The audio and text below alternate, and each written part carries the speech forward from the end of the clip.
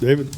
Yeah, Mike, we'll obviously hit the end of the game, but was this just a case of early falling behind and then with the time of possession just a little too difficult to overcome over the course of the game? Well, I mean, clearly, it wasn't the start of the game that we would have liked. I thought that, offensively, we really didn't get into a rhythm. I thought the penalties were kind of productive. As far as field position on the kickoff return, and then, a couple big plays came back. I thought our guys by halftime we were settled into the game, and give San Francisco credit. They overcame some things during the course of the game, but yeah, I mean it's we felt strongly this game was going to come down to key situations at the end. It's disappointing.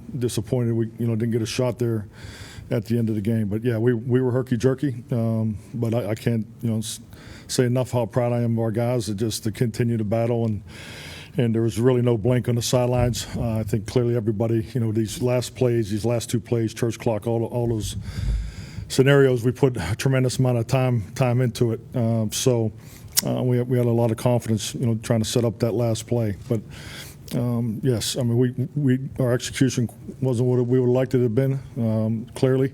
But I think you have to give the other team some credit. Can you go back over that last play and what happened? Clearly, the time ran out, but I don't know if you thought that they should have reset it or what happened on the last play.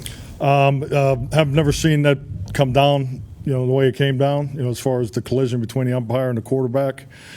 We were trying to get inside the 30-yard line to set up the last play. The mechanics were intact. I felt from our end of it, communication that I was given on the sideline that they were reviewing it. They were going to put time back on the clock, and the next thing I know that they're running off the field. So that's all. That's the only facts I have for you. Go to New York to review, or that's the only thing I got for you. You were told that. You were told they were going to put time. Yeah, he back thought on he was going to put time back on the clock. Mike, you won a Super Bowl at this stadium, and Jerry brought you in here to win this kind of game. What do you say to your fans? And they were booing out there. They were clearly disappointed. Well, I thought our fans were tremendous today. I thought the environment here was incredible. I know there was talk about their fans, but I thought our fans were outstanding throughout the. You could feel it in pregame. So, yes, but I know they're disappointed. But we're disappointed too. We put a tremendous amount into this. We clearly felt that. This is a game you have to get the first one, obviously, being captain obvious, but the first one, in my experience, is always the hardest one, especially when it's your first time through. I thought we were a little jittery in some spots to start the game, but I felt once we settled in, it was a heck of a contest. So we knew it was going to be back and forth. They definitely had some stress points that gave us some challenges throughout the game. But once again, I'm proud of where our football team competed. High number of penalties were problematic, but I want to ask you about a specific one: the delay of game after the successful fake punt. Can you walk me through the procedure as to how that came about? Well, you talking about the fake punt? After that, yeah, so we hit the stop, and then we had a turbo play called. We were going to go line up and run another play. It was a 2-play series set that was called there on fourth down. I think we had a player step on the field in celebration. They recognized that I was told afterwards, as we were trying to substitute, because obviously we didn't substitute because we lined up immediately. So then it hit the confusion of them resetting it, based on substitution, not substituting. So then they reset the clock. So then we went to offense, and frankly, I thought that we were clearly, once again, standing over the ball. I think that there's been games where you don't get much standing over the ball when there's a personnel challenge, but I think they overdid it a little bit today. So they're obviously conscious about it. We talked about it in pregame. I think both teams were probably worried about the no huddle tempo type offenses because it was clearly a focus of the umpire. Mike, why run that last play with the risk involved? I'm sorry? With so little time left, 14 seconds and no timeouts, could you weigh the risk of having Dak run the ball in the middle of the field? Weigh the risk? Oh no, I have no problem with the call. We call the situation a church clock situation. This is something we practice every Friday and Saturday. So we're trying to get inside the 20-yard line. We want the last play to come down to it would have been some form of 5 vertical pass concept. So we had 2 set based on which, where we were going to be, in the final yardage there. So, yeah, based on, being that tight, 14 seconds, we should clearly get the ball spiked there. And, I haven't seen the replay. I'm sure you have. But I'm surprised. I was shocked as anybody on offense that we didn't get to that last play opportunity. In general, 14 penalties in this game. It was obviously an issue with penalties all season long, with where you guys ranked in the league with that. Is this an undisciplined football team? I wouldn't say we're undisciplined. I think the fact that, the physicality, when it's weighed, when you're trying to get your team to play to a certain play style, there's definitely some growing pains that we've gone through. But I'm not going to sit here and go through the officiality. I think over the long haul, you hope it balances out. I thought they would let these teams play today, but that's for them to answer, and I'm sure they'll have their comments on how they felt the game was officiated.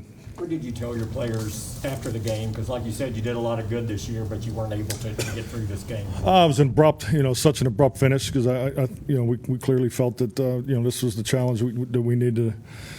We were going to be able to move on from here.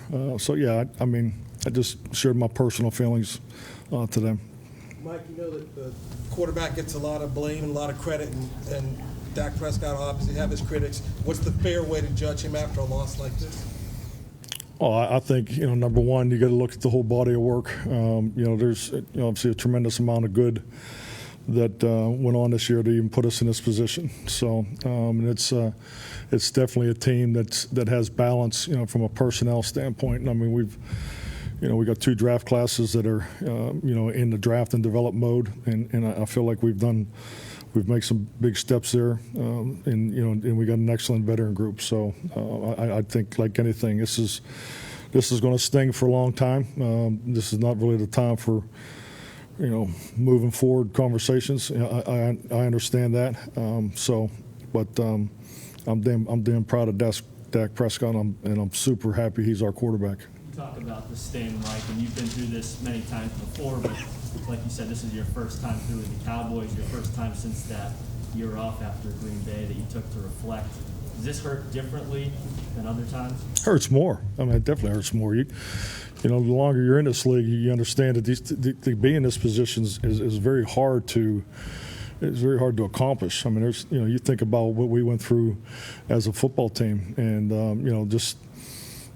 we had a tremendous amount of change from last year. Last year was a hard, very difficult year, and and I talked about this last night in the team meeting. I can't say enough about a football team in today's climate of the COVID and restrictions of players and time at the at their facility. These guys. They've been going strong since February, captains' workouts and everything. So there's a tremendous amount that's gone into the culture in the locker room and the way this group has come together. And I'm proud of that. I'm damn proud of it.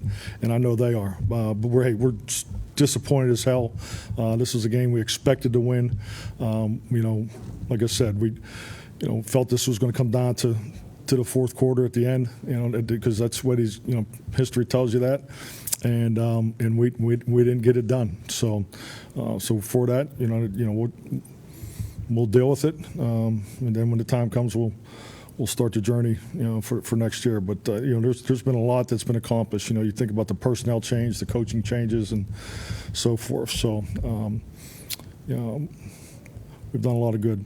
Should Dak have handled the ball to the umpire in that situation and not to Tyler? That's part of it. But the biggest thing is, it's an either or. The training is, and we even talk about where to swat the ball, as far as putting it right on the line. So these are mechanics that are practiced and so forth. I haven't seen the replay to see. I know there was a collision between the umpire and Dak, so I know that was time consuming in that.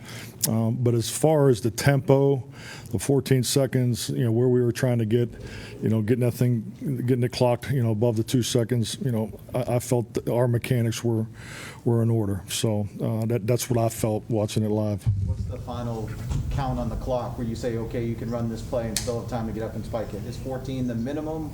Or do you? Well, I mean, we call them thresholds and, the field position, what yard line you're at and what you're trying to get to, too, based on, defense that they were the defense that they were playing. They were in a sideline defense, so they were protecting the sidelines. And so that was the best option to be able to get the ball. I mean, it's like anything else. Do you want to be running a Hail Mary play from the 50-yard line, or you want to be running 5 verticals from the 25-yard line? So that's the decision. It's the right decision. It's just like anything. It's, the execution between us and the officiating spotting the ball obviously wasn't in tune. We shouldn't have had any problem getting the ball spotted there. Just if that's is that the quote you're looking for? Yeah, so. Mike, when you said it was communicated to you that it would be the clock would reset. Well, just you have a gentleman that's working, and his understanding is that you're correct. And I'm not here. I don't want to sit here. Tony's a hell of a guy. So, but yeah, I think his understanding was they were going to look at it, and because I think we all felt, I know on our sideline, that the ball was clocked in time. Mike, did Randy tell you what he did on that defensive holding call or tackle? I saw the replay. I think like anything, there's players that have tendencies going into the game, and that was a tendency that we were aware of, they were aware of, and it worked out for them. So defensive holding, that's a different call right there. Mike, there were a couple of questions asked to Jerry Jones, both directly about your future as well as about overall coaching preparedness in this football game. To each of those questions, he basically said, I don't even want to go there. Do you have any concerns about your future with this organization? I don't have any concerns. I'm proud to be standing here today. Proud of my football team. Did you have a chance to talk to Jerry after the game yet?